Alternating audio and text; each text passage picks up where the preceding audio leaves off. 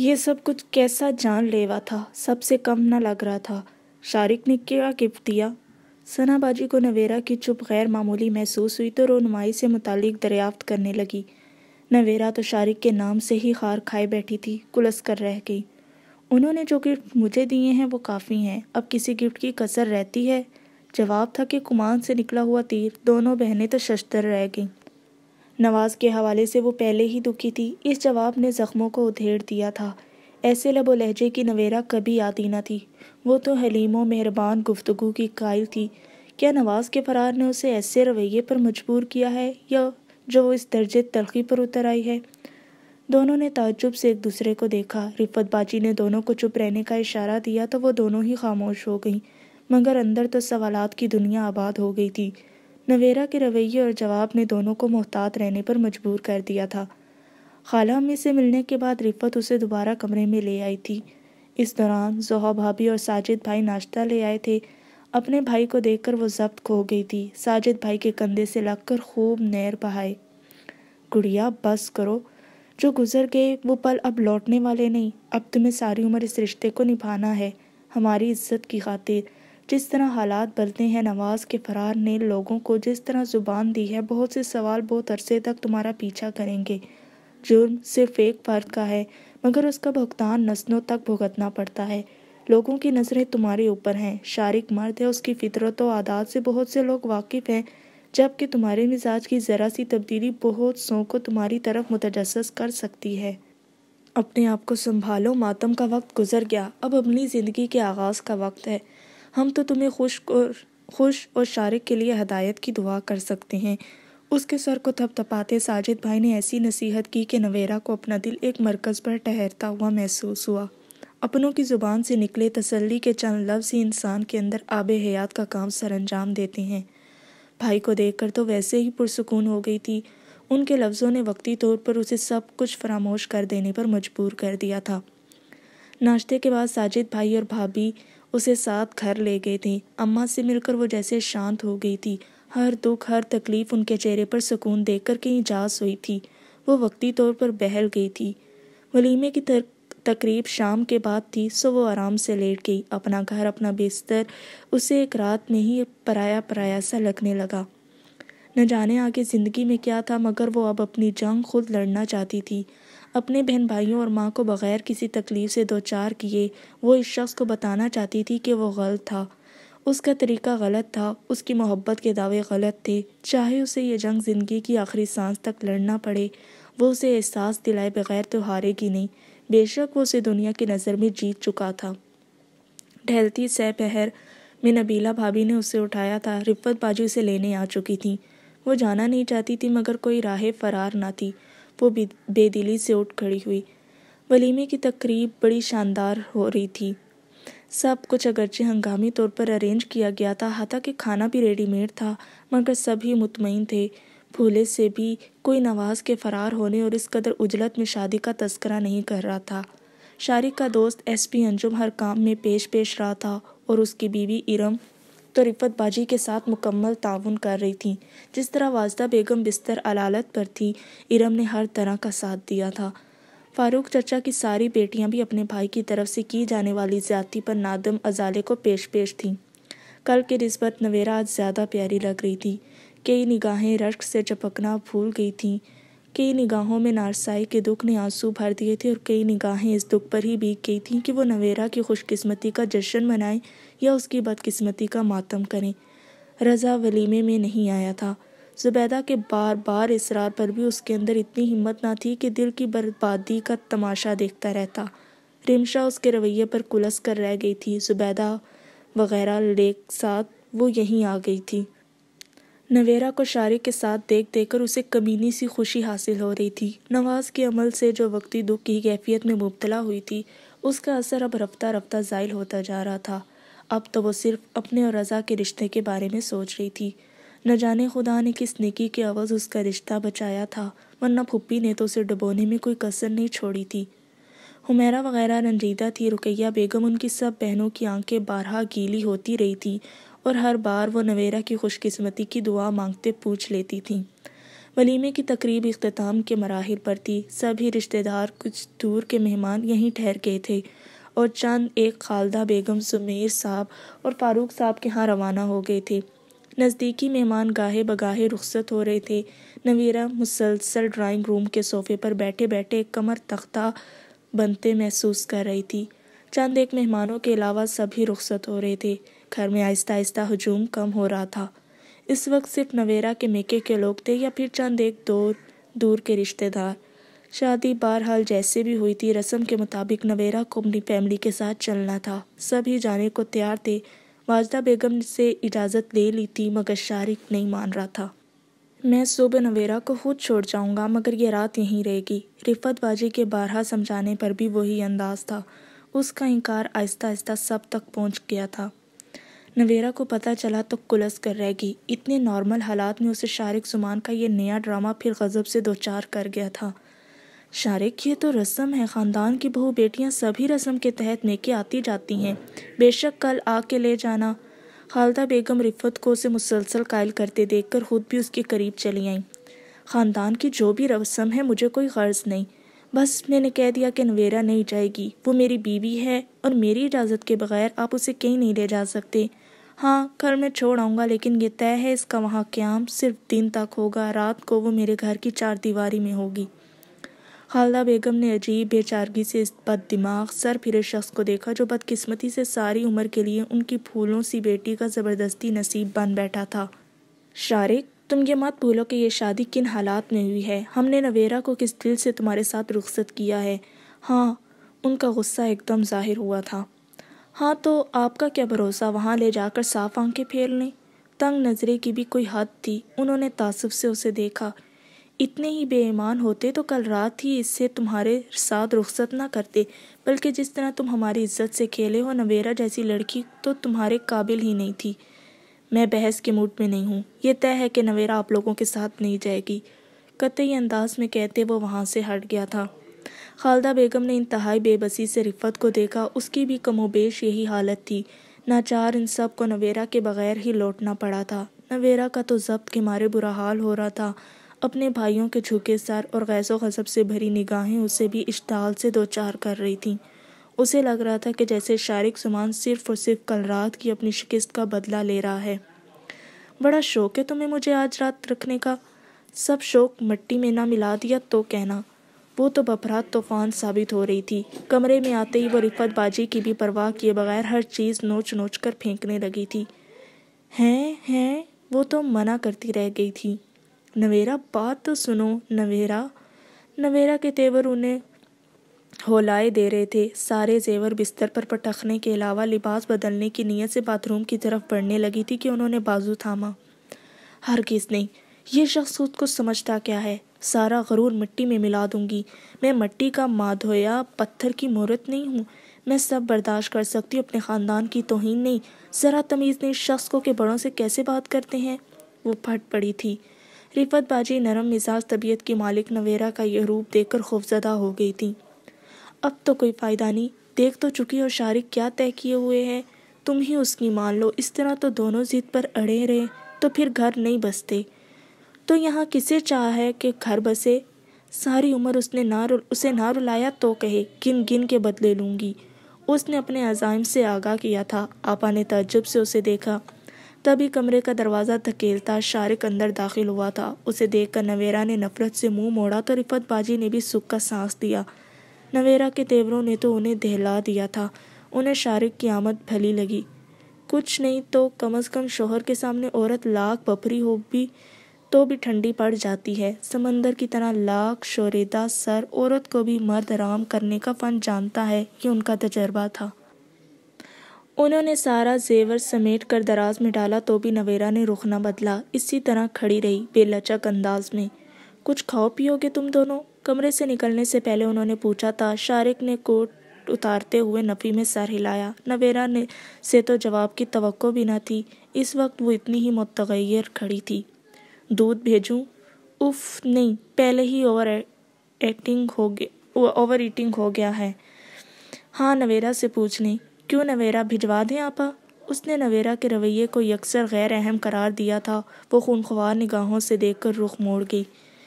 رہنے دیں آپا۔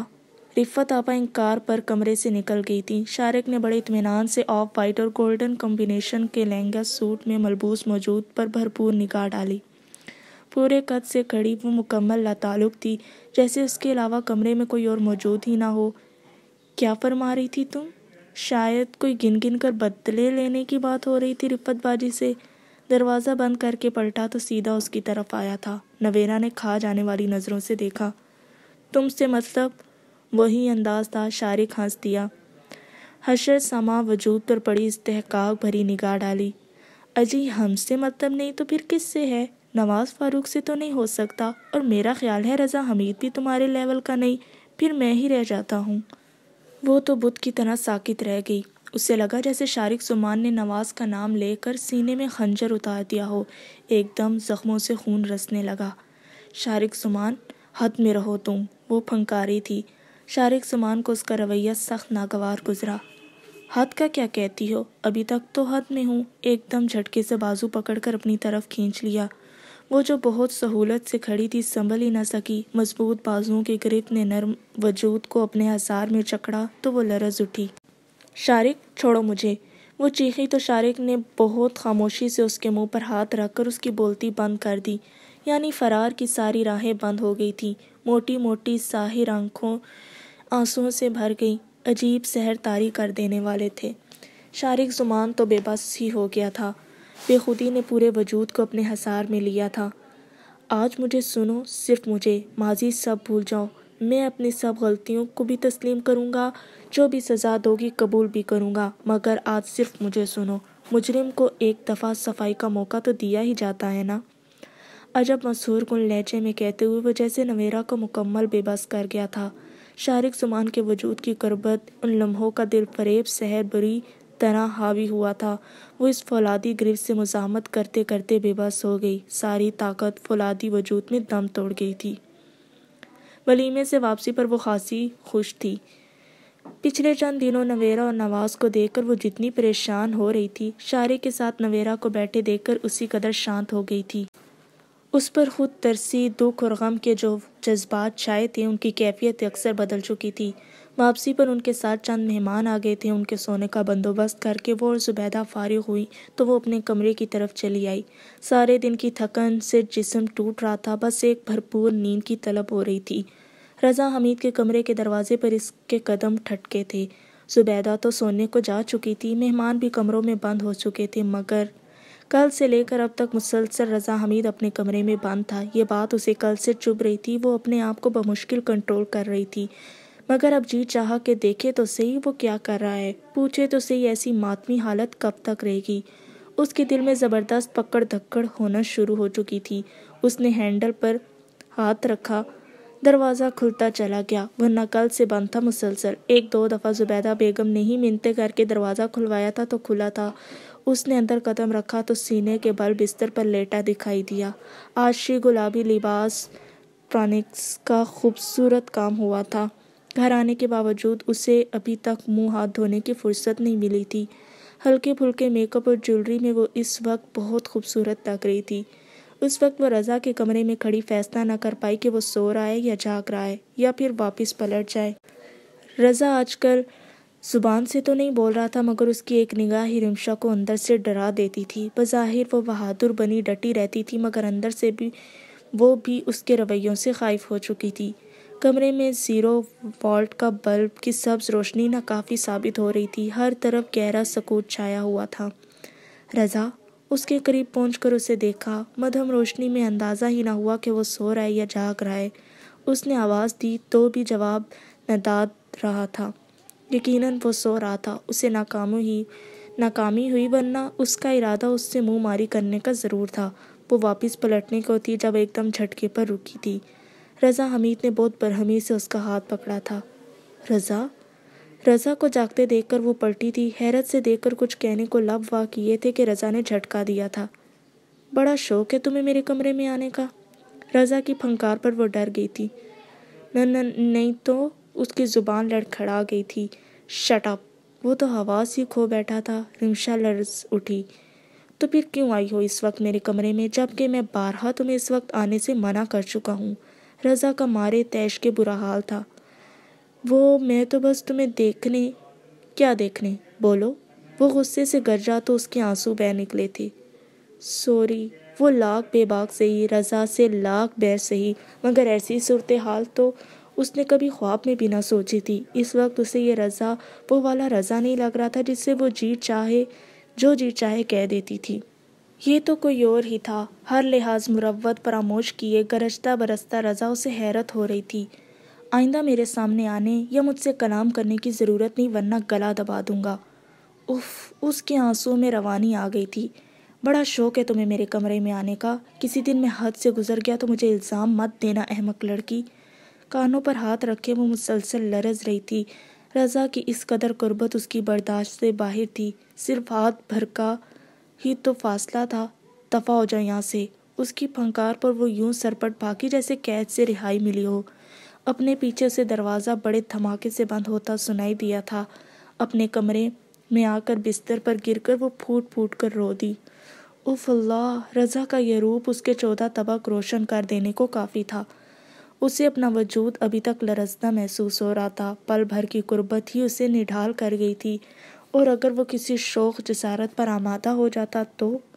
اس خیال سے ہی رمشا کو اپنی ہڈیوں میں سرسراہٹ ہوتی محسوس ہوئی تو وہ اپنے منہ پر ہاتھ رکھے اپنی سسکیوں کو روکے ایک دم ندامت سے پانی پانی ہو گئی تھی کہ غلطی بہرحال اس کی ہی تھی۔ فجر کی پہلی اذان پر اس کی آنکھ کھل گئی تھی۔ دائیں طرف کی کھڑکی کھلی رہ گئی تھی جو آواز آ رہی تھی، ورنہ اس ساؤنڈ پروف کمرے میں باہر کی آواز بھلا کہاں سے آتی تھی؟ فجر کی اذان کی آواز پر وہ اٹھ بیٹھی تھی۔ نائٹ بلب کی مدھم روشنی میں اس نے اپنے دائیں طرف نگاہ ڈالی۔ شارق زمان ابھی تک گہری نیند میں تھا۔ وہ چند ثانیے بغور اسے دیکھے گئی۔ قسمت نے اسے کس مقام پر لا پڑھا کہ وہ بے بس ہو گئی تھی۔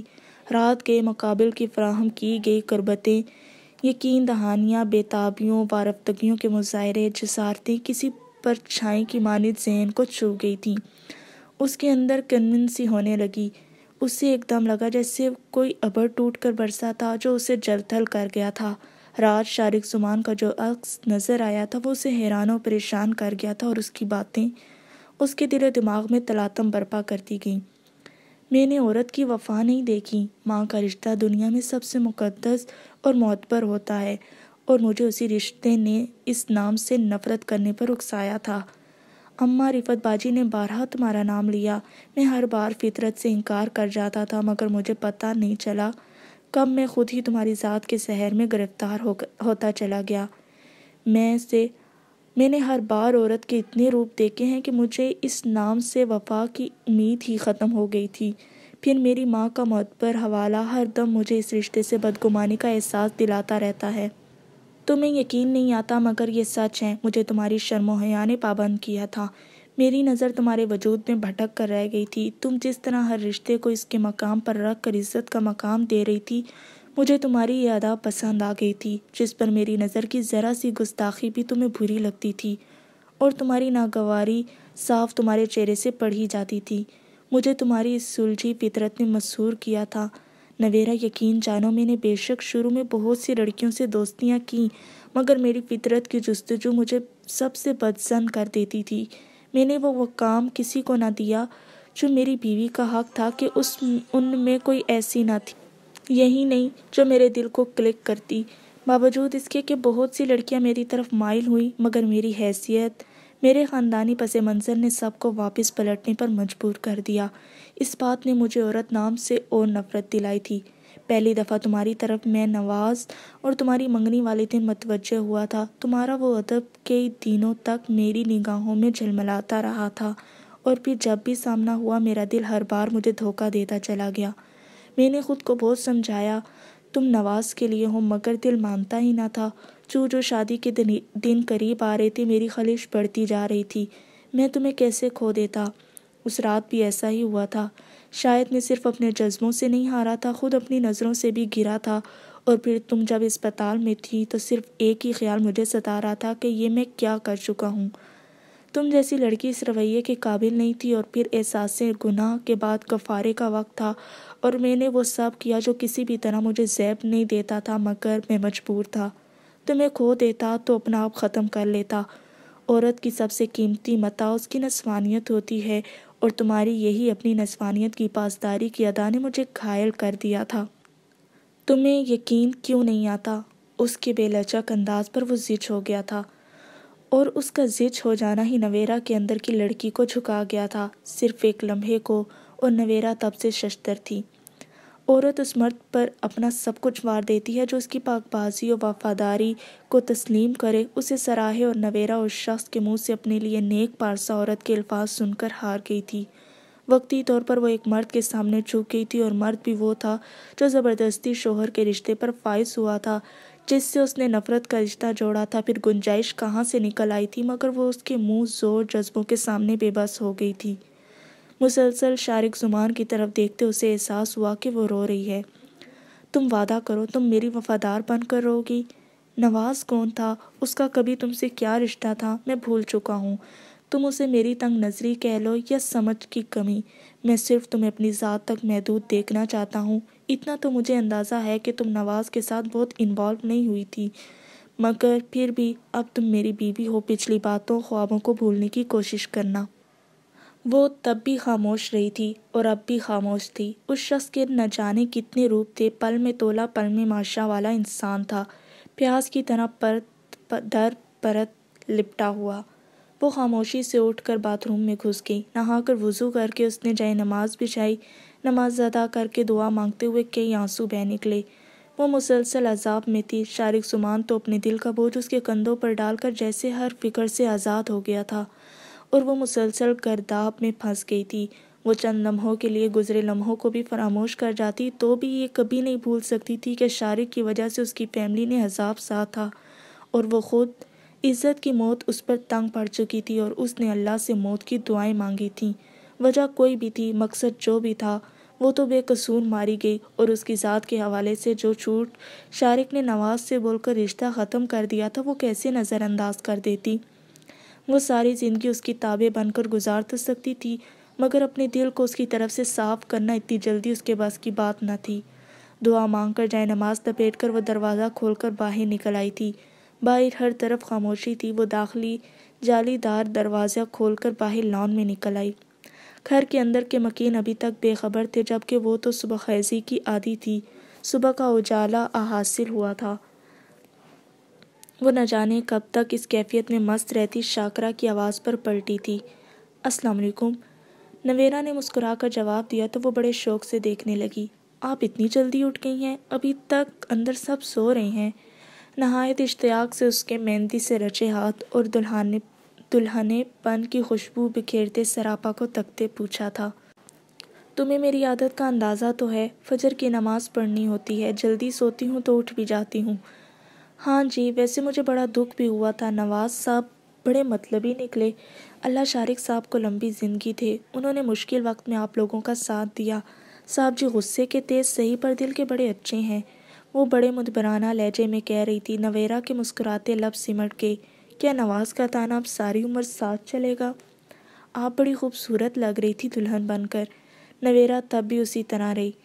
اللہ آپ کو خوش رکھے اور ہزاروں خوشیاں دکھائے۔ اچھا جی، میں اندر چلتی ہوں، بڑی بیگم صاحبہ کو دیکھوں، اتنے مہمان جمع ہیں۔ رفت باجی نے بھی صبح صبح کچن دیکھنے کو کہا تھا۔ وہ اپنے کوارٹر سے نکل آئی تھی۔ نویرا اسے خاموشی سے جاتا دیکھتی رہی۔ کچھ دیر بعد وہ بھی اٹھ کر واجدہ خالہ کے کمرے میں چلی آئی۔ وہ اٹھ چکی تھیں۔ شاکرہ ان کا منہ دھلوا رہی تھی۔ السلام علیکم خالہ جان۔ وہ تولیے سے ہاتھ منہ صاف کر کے فارغ ہوئی تو نویرا ان کے قریب بیٹھ گئی۔ جیتی رہو، خوش رہو، آباد رہو۔ اس کی پیشانی چومتے انہوں نے ڈھیروں دعاؤں سے نوازا تھا۔ بڑی جلدی اٹھ گئی، محبت سے اس کے چہرے کو دیکھتے ہوئے استفسار کیا تھا۔ بس جلدی آنکھ کھل گئی۔ رفت باجی کہاں ہیں؟ اطراف میں رفت کو نہ پا کر اس نے پوچھا۔ شاکرہ باہر جا چکی تھی۔ کمرے میں وہ دونوں ہی تھیں، ابھی اٹھ کر باہر نکلی ہیں۔ مہمان جمع ہیں تو 100 ذمہ داریاں ہیں، اللہ رفت کو اجر دے۔ اپنا گھر بار چھوڑ کر یہاں بیٹھی ہوئی ہے۔ خیر سے تم آ گئی ہو، گھر کی طرف سے تو میری فکر ختم ہی ہو گئی ہے۔ میرے گھر کی اصل مالک تو اب تم ہی ہو، بیٹیاں تو مہمان ہوتی ہیں، پرایا دھن۔ شادی کے بعد تو صرف مہمان بن کر آتی اور چلی جاتی ہیں۔ نویرا اپنے ناخنوں کو دیکھے گئی۔ اسے اس ذکر سے تکلیف ہو رہی تھی، مگر وہ خالہ جی کو منع نہیں کر سکتی تھی۔ شارق بھی اٹھ گیا ہے؟ اس نے نفی میں سر ہلایا۔ میری بڑی خواہش ہے وہ بھی کبھی صبح سویرے اٹھ کر نماز ادا کرے۔ خیر سے تم آ گئی ہو، تم ہی اسے آمادہ کرنا، میری تو سن کر ٹال جاتا ہے، شاید تمہاری ہی مان جائے۔ نویرا نے ضبط سے ہونٹ کچلے۔ شارق کے حوالے سے وہ خود الجھی ہوئی تھی، اماں کی باتیں مزید الجھانے لگی تھیں۔ وہ کچھ دیر بعد اپنے کمرے میں آ گئی تو شارق سر تک کمبل لپیٹے پڑا سو رہا تھا۔ وہ خاموشی سے بستر کے کنارے پر ٹک گئی۔ رات وہ سو نہیں پائی تھی۔ فجر کے قریب آنکھ لگی بھی تو اذان کی آواز سن کر وہ اٹھ بیٹھی تھی۔ اب آنکھیں نیند سے بوجھل ہو رہی تھیں۔ وہ بھی آہستگی سے کمبل میں دبک گئی۔ وہ نہ جانے کب تک سوئی تھی اور شاید کب تک پڑی سوتی رہتی۔ ایک نامانوس سے لمس کے احساس نے اس کی نیند اچک لی تھی۔ احساس گہرا ہوا تو اس نے فوراً پلکیں وا کر دیں۔ چند ثانیے تو وہ نظروں کے سامنے اپنے اوپر جھکے سر کو دیکھے گئی، پھر جیسے ایک دم ہوش آیا تو احساس ہوا شارق زمان کے ہاتھوں کے لمس نے اس کی نیند توڑ دی تھی۔ اس نے سرد سے سیدھا ہونا چاہا تو شارق زمان نے کندھوں پر ہاتھ رکھ کر روک دیا تھا۔ خوشبوؤں میں نہایا ٹپ ٹاپ سادہ شلوار قمیض میں ملبوس وجود اس کے آواز جھنجھوڑ گیا۔ 12 بج رہے ہیں مادام۔ بڑی گہری نیند تھی جو ٹوٹنے میں ہی نہیں آ رہی تھی۔ کافی دیر سے ٹرائی کر رہا تھا۔ وارفتانہ نگاہوں سے اس کے طلیق خوبصورت چہرے کو نگاہوں میں جذب کر کے وہ اس پر جھکے کہہ رہا تھا، نویرا 12 بجے کا سن کر چونکی۔ اسے حیرت ہوئی، وہ اتنی دیر سوئی تھی؟ لگتا ہے آج رات بھی میرے سونے کے بعد کل والی روٹین اپنائی تھی تم نے۔ مگر شاکرا اور اماں تو کچھ اور کہہ رہی تھی۔ نویرا کو اس کے الفاظ نے تلخ ہو جانے پر مجبور کر دیا تھا۔ اس کے چہرے کے اعصاب کشیدگی سے دوچار ہوئے تھے۔ رات والی اپنی بے بسی پر اسے رہ رہ کر تاؤ آ رہا تھا۔ اس سمے اسے اس شخص سے عجیب طرح کی حیا آ رہی تھی، ساتھ ہی خود پر غصہ بھی۔ دو طرفہ احساسات کا شکار وہ خود سے ہی الجھ رہی تھی۔ پلکیں جھپکائے اس نے چہرے کا رخ موڑنا چاہا تو شارق نے دوبارہ چہرہ اپنی طرف کر لیا۔ بغور اسے دیکھتے وہ اس پر جھکا تھا۔ نویرا، وہ بت بنی رہ گئی۔ محبت کے تھامے جانے والے ہاتھ کو اس نے سختی سے جھٹک دیا۔ یہ صاف احتجاج تھا۔ اس کی آنکھوں میں آنسو آتے چلے گئے۔ شارق نے مسکرا کر اسے کندھوں سے تھام کر اپنے برابر کیا تھا۔ چھوڑے مجھے۔ وہ آہستہ آہستہ اپنی سابقہ کیفیت میں لوٹ رہی تھی۔ بھرپور مزاحمت کرتے ہوئے اس نے شارق کے ہاتھ جھٹک دیے۔ وہ کھل کر ہنسا۔ زبردست، تھان پان سے وجود میں اتنی طاقت، چھوڑنا ہی ہوتا تو اتنے پاپڑ بیل کر تمہیں اپنایا ہی کیوں؟ اتنی کم عمر بچی تو نہیں ہو کہ میاں بیوی کے تعلق کے تقاضے کو نہ سمجھ سکو۔ یہ احتجاج، یہ مزاحمت بچکانا پن ہی تو ہے۔ پڑھی لکھی ہو، مجھ سے بہتر دین کو سمجھتی ہو، پھر یہ آنسو کیوں؟ چند لفظوں میں ہی اس نے اسے بے حیثیت کر دیا تھا۔ نویرا کو رہ رہ کر گزرے لمحوں میں اپنی کمزوری یاد آنے لگی۔ بس آپ اپنی ضد جیت کے مجھے جس طرح بے بس کرنا تھا کر چکے، اب میری جان چھوڑ دیں، جائیں یہاں سے، تنگ نہ کریں مجھے۔ پلکیں بھیگتی چلی گئیں۔ اس کے لہجے میں واضح بے بسی سی دھرائی تھی۔ شارق کے ہاتھ جھٹک کر وہ بستر سے اتر گئی۔ منہ ہاتھ دھو کر واپس کمرے میں آئی تو شارق کو اسی طرح بیٹھے پایا۔ وہ اسے نظر انداز کیے آئینے کے سامنے جا کھڑی ہوئی۔ وہ اب اس شخص کے سامنے مزید کمزور نہیں پڑنا چاہتی تھی۔ اس کی عناص سر بلند ہو گئی تھی۔ ان 3-4 دنوں میں بالوں کی طرف سے وہ بے پرواہ رہی تھی۔ بال یوں ہی ہمہ وقت پشت پر بکھرے ہوئے تھے۔ اس نے آگے ڈال کر برش اٹھایا۔ شارق نے بڑے اشتیاق سے لمبی کالی گھٹا کو دیکھا۔ اس سے خود پر حیرت ہوئی۔ کبھی یہ سب کچھ بہت برا لگتا تھا، مگر اب یہی کچھ اسے اٹریکٹ کر رہا تھا۔ کتنی بڑی تبدیلی آ چکی تھی اس کے اندر۔ وہ صرف ایک عورت کے حصول کے لیے اتنا کچھ کر چکا تھا۔ یہ سب اس عورت کا اعزاز تھا کہ پتھر میں جھونک لگی تھی۔ بڑے پیارے بال ہیں تمہارے، بہت لمبے گھنے۔ وہ اٹھ کے رس کے عقب میں چلا آیا تھا۔ اس کے سر پر ہاتھ پھیرا تو نویرا نے قدم آگے بڑھا لیے۔ اس سمے اس شخص کا لمس بچھو بن کر ڈس رہا تھا۔ تیار ہو جاؤ، میں تمہیں شاپنگ پر لے چلتا ہوں، بہت نرمی سے کہا۔ مجھے کچھ نہیں لینا، ادھر سے تلخی سے بھرپور تھی۔ مگر مجھے تو لینا ہے۔ تمہیں اپنے لیے شاید ضرورت نہ ہو، مگر مجھے اپنی بیوی کے لیے شاپنگ کرنی ہے۔ جلدی سے تیار ہو جاؤ، 12 بج رہے ہیں۔ ناشتہ تو تم گول کر چکی ہو، لنچ باہر ہی کریں گے، پھر میں تمہیں تمہاری امی کے ہاں لے چلوں گا۔ اس کے تیوروں کو بغور دیکھتے ہوئے کہا تو امی کے ذکر پر وہ بے یقینی سے دیکھے گئی۔ رات نہیں رکنا، صرف شام تک ٹہلنا، یہ طے ہے تمہیں رات صرف اس گھر میں میرے ساتھ گزارنی ہے۔ جلدی سے تیار ہو جاؤ، پھر نکلتے ہیں، کچھ وقت تو شاپنگ میں بھی لگے گا۔ وہ کہہ کر پلٹا تھا۔ نویرا نے غصے سے دیکھا۔ مجھے کہیں نہیں جانا، اگر جانا ہے تو رات رہوں گی، ورنہ نہیں۔ وہ اس مشروط اجازت پر بھی لگ تک رہ گئی۔ فوراً انکار کیا تھا۔ شارق زمان نے پلٹ کر اس کے تیور جانچے، پھر کندھے اچکا دیے۔ اوکے، جیسے تمہاری مرضی۔ تم نہیں جانا چاہتی تو نہ صحیح، مگر رات رکنے والی بات طے ہے، چاہے تمہیں اچھا لگے یا برا۔ ہاں، شاپنگ کے لیے تیار ہو جاؤ، تھوڑی دیر میں نکلتے ہیں۔ وہ کہہ کر کمرے سے نکل گیا تو وہ غصے سے اپنی جگہ جمی رہ گئی۔ رات کے شارق اور اب کے شارق میں زمین و آسمان کا فرق تھا۔ اس نے برش ٹیبل پر پٹک کر بستر پر بیٹھ کر سر تھام لیا کہ یہ شخص اس کی سمجھ سے بالا تر تھا۔ وہ شاپنگ پر نہیں جانا چاہتی تھی، مگر اس کی شارق کے سامنے ایک نہ چلی تھی۔ اس کی انا بری طرح مجروح ہوئی تھی۔ اس شخص کو صرف اپنے جذبات کی پرواہ تھی، کسی اور کے احساسات کی قطعی فکر نہ تھی۔ رفت باجی اور اماں کے اصرار پر وہ اماں کے ہاں جائے، مگر اس سے پہلے شارق کے پروگرام کے تحت شاپنگ پر جانے پر تیار ہوئی تھی۔ پھر اماں کے بھی کئی فون آ چکے تھے، رفت باجی سے خود گاڑی تک چھوڑنے آئی تھیں۔ شارق فرنٹ سیٹ کا ڈور کھولے منتظر تھا، سجے سورے وجود پر کالی چادر میں ڈھانپے وہ اس کے برابر ٹکی تو شارق نے اس کا چہرہ دیکھا۔ ناراضگی اور ضبط کا عکس چہرے کے اندر کے موسم کا ترجمان تھا۔ شارق، ضد نہیں کرنا، اگر خالہ وغیرہ روکیں تو رک جانا، یہ نویرا کو ہی رات رکنے دینا۔ رفت باجی کی نصیحت پر بھی اس نے بغیر کچھ کہے گاڑی گیٹ سے نکالی تھی۔ نویرا قطعی لا تعلقی سے ونڈو اسکرین کے شیشے پر نظریں گاڑے ہوئے تھی۔ اسے احساس ہو رہا تھا کہ اس شخص کی محیط میں زندگی کیسے گزرنے والی ہے۔ اپنی انا کو مار کر اس کی ہر بات پر جی حضوری کرتے ہوئے اس کے اندر طوفان برپا تھے۔ ذہنی طور پر وہ بہت اپسیٹ ہو چکی تھی۔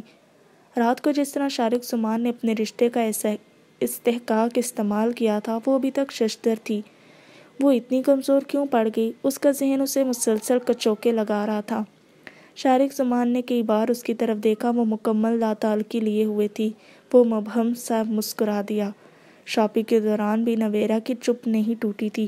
وہ اسے ساتھ لیے ادھر سے ادھر گھومتا رہا تھا، نہ جانے کیا کچھ خریدتا رہا تھا۔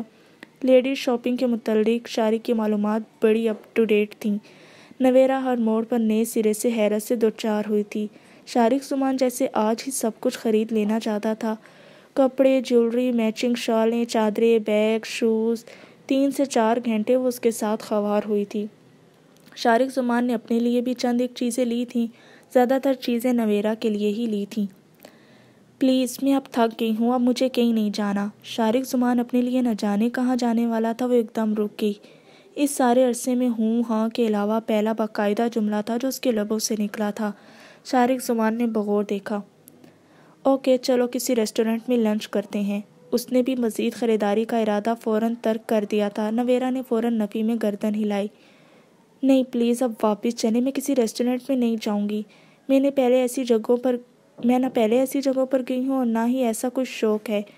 اس کے لہجے کی تلخی وہی تھی، چہرہ اچھا خاصا چادر میں لپٹا ہوا تھا، ورنہ وہ اس کے تاثرات ضرور نوٹ کرتا۔ مگر میرا بھوک سے برا حال ہو رہا ہے، میں تمہیں فیملی کیبن میں لے جاؤں گا، کسی چھوٹے موٹے ریسٹورنٹ میں نہیں لے جا رہا۔ تم کو بھی اندر کا ماحول اچھا لگے گا تو چلو صحیح۔ شارق نے اب بھی اپنی ہی کہی تھی۔ نویرا کلس کر رہ گئی، اب بولنے کا کوئی فائدہ نہ تھا۔ ریسٹورنٹ کا اندرونی ماحول خاصا اچھا تھا، وہ اسے فیملی کیبن میں لے آیا تھا۔ نویرا اس کے ساتھ گھسیٹنے پر مجبور تھی۔ آرڈر دے کر اس نے نویرا کو دیکھا، چادر ابھی تک اسی طرح چہرے کو ڈھانپے ہوئے تھی جس طرح وہ شاپنگ کے دوران رہی تھی۔ اب تو ریلیکس ہو کر بیٹھو اور یہ چادر پیچھے کرو، چہرہ تو دیکھنے دو۔ زبان کے ساتھ ہی اس نے ہاتھ کو بھی حرکت دی تھی۔ چادر چہرے سے پیچھے سرکائی تو نویرا نے سٹ پٹا کر خود ہی چادر کا پلو پیچھے کر لیا۔ اتنے خوبصورت چہرے پر اتنی ناراضگی اچھی نہیں، یار مسکراؤ تو صحیح، یوں لگ رہا ہے جیسے میں تمہیں مار کر لایا ہوں۔ نویرا نے برہمی سے دیکھا۔ شارق زمان نے مسکرا کر نویرا کا ہاتھ تھام لیا۔ نویرا کی سانسیں اٹکنے لگیں۔ ابھی تک ناراض ہو؟ اب تو ناراضگی کا کوئی جواز نہیں رہا، سب کچھ تو بتا چکا ہوں تمہیں۔ مجھے یقین نہیں آ رہا ابھی تک کہ تم میرے پاس ہو، میں تمہیں چھو سکتا ہوں، لگتا ہے یہ سب خواب ہے، میں گہری نیند میں ہوں، میں آنکھیں کھولوں گا تو تم غائب ہوگی، تمہارے گھر والے تمہیں مجھ سے چھین لیں گے۔ نویرا، اب تو لگتا ہے تمہارے بغیر سانس بھی لوں گا تو مر جاؤں گا۔ جذبوں سے بوجھل خمار آلود لہجہ ہوٹل کے اس افسوں خیز ماحول میں وہ بوجھل اور بھاری ہو گیا۔ نویرا کو اپنے اعصاب چٹکتے محسوس ہوئے، شرم و حیا نے بیک وقت حملہ کیا۔ اتنی وارفتگی، اس قدر والہانہ پن، محبتوں کا عروج تھا یا جذبوں کی شدتیں؟ وہ دم بخود رہ گئی۔ یہ سچ تھا یا دھوکہ؟ وہ جو بیت گیا تھا تو وہ پھر کیا تھا؟ وہ جس طرح اسے حاصل کرنے کا اقدامات کر چکا تھا وہ کس زمرے میں تھے؟ جس سے محبت ہوتی ہے ان کو یوں خوار نہیں کیا جاتا، دوسروں کی نظروں سے گرایا نہیں جاتا۔ ایک محبت کرنے والا ہی محبوب کے جذبوں کی قدر کرتا ہے، اس کی عزت نفس کو کچلتا نہیں، اس کی انا کی حفاظت کرتا ہے۔ مگر یہاں اس شخص نے اسے ہر جائز و ناجائز طریقے سے حاصل کیا تھا۔ اس کی ذات نواز فاروق کی نظروں سے گرائی تھی اور نواز فاروق اس کے نام کے ساتھ وہ پتھر بن گئی، وہ زہریلی ہو گئی۔ وہ سب معاف کر دیتی مگر یہ جرم کبھی معاف کرنے والا نہ تھا۔ اسے اپنے لیے شارق کے منہ سے نکلا ہوا ریپ کا لفظ بھولتا ہی نہ تھا۔ اس کی ذات کانٹوں پر لے آتا تھا، وہ کوئلوں پر لوٹ رہی تھی اور یہ شخص کتنا مطمئن تھا، محبت کر کے محبت کے نام پر رسوا کر کے کیسے فاتح بنا اپنی فتح کا جشن منا رہا تھا۔ اسے ایک عورت کی پارسائی نے مجبور کیا تھا تو وہ اس عورت کی پارسائی کو کسی اور کی نگاہوں میں داغدار کر گیا تھا، صرف اپنے فائدے کے لیے۔ اس کے بھائی سر جھکانے پر مجبور ہوئے تھے، اس کی ماں کی آنکھوں کی گریہزاری کا کوئی حساب نہ تھا، اور یہ شخص اپنی فتح کے نشے میں غرق صرف ایک عورت کے حصول پر نازاں تھا۔ نویرا کا روم روم نفرت سے جلنے لگا، جی چاہا وہ اس گھٹیا دھوکے باز کا منہ نوچ لے، مگر وہ ضبط کر گئی۔ وہ اس طاقتور توانا وجود کے سامنے بے بس تھی۔ وہ مان گئی تھی، صرف ایک رات میں قطعی بے بس ہو گئی تھی۔ میرا خیال ہے اب اتنی بے اعتباری نہیں ہونی چاہیے۔ میرے والدین اور بھائی وعدہ خلاف نہیں، وہ عزت کے لیے سر جھکا سکتے ہیں تو عزت کے لیے نفرت کے باوجود برداشت بھی کر سکتے ہیں۔ اب بات صرف انفرادی وجود کی نہیں، خاندانی بقا کی ہے، نسلوں کے افتخار کی ہے، جسے آپ کیا جانیں۔ وہ بولی تھی تو تلخی سے بھرپور وار تھا، نویرا، میں، میری ماں یا بھائی آپ جیسی سطحی سوچ نہیں رکھتے۔ آپ کیا جانیں عورت کی پاکیزگی اور وفاداری کیا ہے؟ آپ گارنٹی دے سکتے ہیں کہ میں ساری عمر آپ کے ساتھ وفادار رہوں گی؟ ہے آپ کے پاس میرے سوال کا کوئی جواب؟ نویرا کا بس نہیں چل رہا تھا کہ وہ کیا کر ڈالتی۔ نویرا، تم حد سے گزر رہی ہو۔ شارق لب بھینچ کر اسے دیکھنے لگا تو وہ طنزیہ ہنسی۔ ابھی کہاں شارق صاحب، ابھی تو آغاز ہے۔ وہ ہنسی۔ کتنا اذیت ناک المیہ ہے کہ ایک مرد اپنے لیے ایک پاک باز وفادار عورت کی ڈیمانڈ کرتا ہے، اور کیا ایک عورت کی یہ خواہش نہیں ہوتی کہ اس کی زندگی کا شریک سفر بھی ایسی خصوصیات سے آراستہ ہو؟ اس نے طنزیہ نگاہ اس خاموش وجود پر ڈالی۔ جس طرح میری ذات کو آپ نے نواز فاروق کے سامنے ذلیل کیا ہے، میں کبھی معاف نہیں کروں گی۔ اپنی ماں کے بہائے گئے آنسو معاف کر سکتی ہوں، اپنے بھائی کے جھکے سروں کو کبھی بھول سکتی ہوں، مگر اپنی نسوانیت پر لگنے والا یہ دھبا کبھی نہیں بھولوں گی۔ کتنے افسوس کی بات ہے جس نسوانیت کی پاسداری کی صفت آپ مجھ میں دیکھ کر مر مٹے ہیں، میری اسی نسوانیت کو آپ اپنے ہاتھوں سے تار تار کیا ہے۔ اور عورت سب کچھ معاف کر سکتی ہے مگر اپنی نسوانیت کے لیڑے کو کبھی نہیں۔ اسے موقع ملا تھا دل کھول کر اندر کی بھڑاس نکالنے کا۔ میں اپنے ریپ کا لفظ کبھی معاف نہیں کروں گی، سنا آپ نے؟ شارق زبان کا ضبط کے مارے برا حال ہو رہا تھا۔ حقیقت تلخ تھی مگر جھوٹ نہ تھا۔ نویرا اور بھی بہت کچھ کہنا چاہتی تھی مگر ویٹر کو اندر آتے دیکھ کر لب بھینچ گئی۔ کھانا بہت ہی خاموش ماحول میں کھایا گیا۔ شارق زمان کے تیور بگڑ گئے تھے تو نویرا کے اندر کمینی سی خوشی ابھری۔ اچھا ہے میرے اندر کی آگ ادھر بھی تو منتقل ہو، پتہ تو چلے کسی کو اذیت کیسی تکلیف پہنچتی ہے۔ میری اذیت کا اندازہ اس وجود کو بھی تو ہو۔ وہ خود غرضی کی انتہا پر تھی۔ کھانا ختم ہوتے ہی وہ دونوں وہاں سے نکل آئے تھے۔ ارے شارق تم؟ ہوٹل کی سیڑھیاں اترتے دونوں ہی رک گئے تھے۔ نویرا نے اس قدر پرجوش آواز کی طرف دیکھا تو نگاہیں جھکنا بھول گئی۔ اسکائی بلو گھٹنوں سے اوپر شرٹ کے ساتھ کھلے پانچوں والا ٹراؤزر پہنے، گلے میں اسکارف ڈالے، سر پر گلاسز ٹکائے، تمتماتے چہرے کے ساتھ وہ نویرا کے اعصاب پر قیامت بن کر گری تھی۔ زیبا تم؟ شارق کے رکنے پر وہ بھی رک گئی، اچنبھے سے دونوں کو دیکھا۔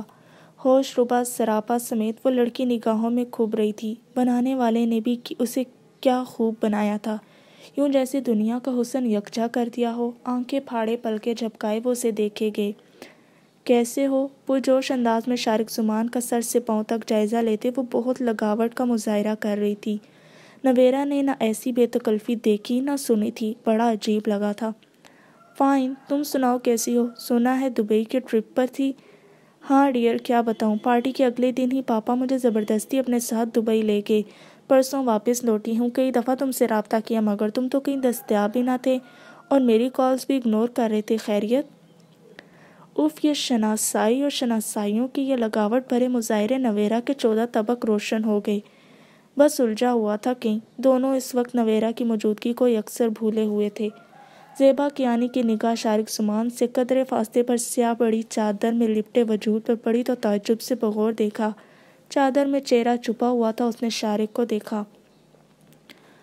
حواشی نویرہ کے ڈھکے چھپے سراپا پر تمسخرانہ نگاہ ڈالے وہ خاصے مغرورانہ لہجے میں استفسار ہوا تھا۔ نویرہ کو اس ہتک آمیز انداز میں نے سلگایا۔ مائی وائف، اسے ریلیکس انداز میں جواب دیا گیا۔